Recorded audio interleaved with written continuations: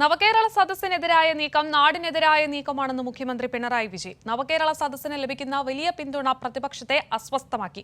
അതിന്റെ പ്രതിഫലനമാണ് തിരുവനന്തപുരത്ത് നടന്ന അക്രമമെന്നും മുഖ്യമന്ത്രി വിമർശിച്ചു. നവകേരള സദസ് ആരംഭിച്ചപ്പോൾ മുതൽ പ്രതിപക്ഷവും അവരുടെ യുവജന സംഘടനകളും ആരംഭിച്ച അക്രമ സമരങ്ങൾ ഇങ്ങ് തിരുവനന്തപുരത്ത് വരെ എത്തി. കോൺഗ്രസ് പാർട്ടിയുടെ അനുമതിയോടെയാണ് ഇക്കാര്യങ്ങൾ നടക്കുന്നതെന്നും മുഖ്യമന്ത്രി വിമർശിച്ചു.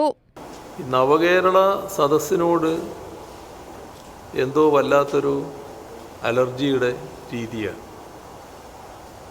നവകേരള സദസ്സിൻ്റെ ഭാഗമായി സ്ഥാപിച്ചിട്ടുള്ള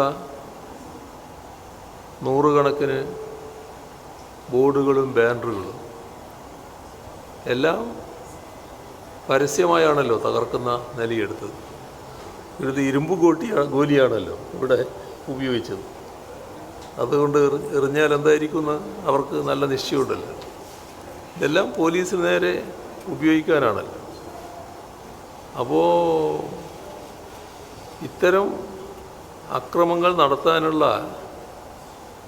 ഒരു മാനസികാവസ്ഥ ഈ അനുയായികളിൽ ഉണ്ടാക്കുന്ന നേതൃത്വമാണല്ലോ ഇപ്പോൾ കോൺഗ്രസിനുള്ളത്. എന്തിനാണ് നവകേരള സദസ്സിനോട് പകയും വിദ്വേഷവും വെച്ചു പുലർത്തുന്നത്? അത്തരം അക്രമങ്ങൾ തിരുത്താൻ പറ്റുമെങ്കിൽ പ്രതിപക്ഷം ഇനിയെങ്കിലും തിരുത്തണമെന്നും മുഖ്യമന്ത്രി ആവശ്യപ്പെട്ടു.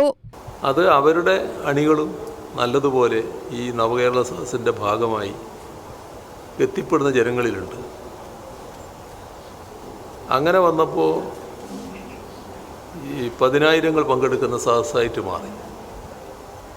അത് മഞ്ചേശ്വരം തൊട്ട് തുടങ്ങുകയാണ്. അത് യഥാർത്ഥത്തിൽ ഒരു ചെറിയ ഷോക്ക് ഈ ബഹിഷ്കരിച്ചവർക്ക് ഉണ്ടാക്കുന്നൊരു കാര്യമാണ്. ഇപ്പോൾ കുറ്റവിചാരണ സദസ്സിന് ഒരാഹ്വാനം.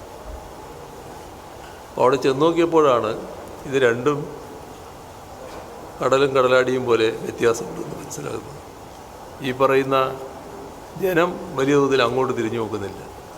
UDFന് ജനമില്ലാത്തത് കൊണ്ടല്ല കേട്ടോ, അങ്ങനെയൊന്നും ഞങ്ങൾ കാണുന്നില്ല. UDFന് UDFൻ്റെതായ ആളുകളുണ്ടല്ലോ, പക്ഷേ അവർ പോലും തിരിഞ്ഞു നോക്കിയില്ല. കോൺഗ്രസ്സിനും കുറേ ആളുകളെ അണിനിരത്താനുള്ള ശേഷിയുണ്ടല്ലോ, കോൺഗ്രസ്സും തിരിഞ്ഞു നോക്കിയില്ല. കോൺഗ്രസ്സുകാരായ സാധാരണ ആളുകൾ അങ്ങോട്ട് തിരിഞ്ഞു നോക്കിയില്ല. അതാണ് ഈ കുറ്റവിചാരണ സദസ്സ് എന്ന് പറയുന്നത് ഇങ്ങനെ ശുഷ്കിച്ചു പോകാൻ കാരണം.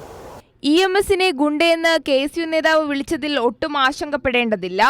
കോൺഗ്രസ് നേതൃത്വം അങ്ങനെയായി പോയെന്നും മുഖ്യമന്ത്രി ചൂണ്ടിക്കാട്ടി. കൈരളി ന്യൂസ്, തിരുവനന്തപുരം.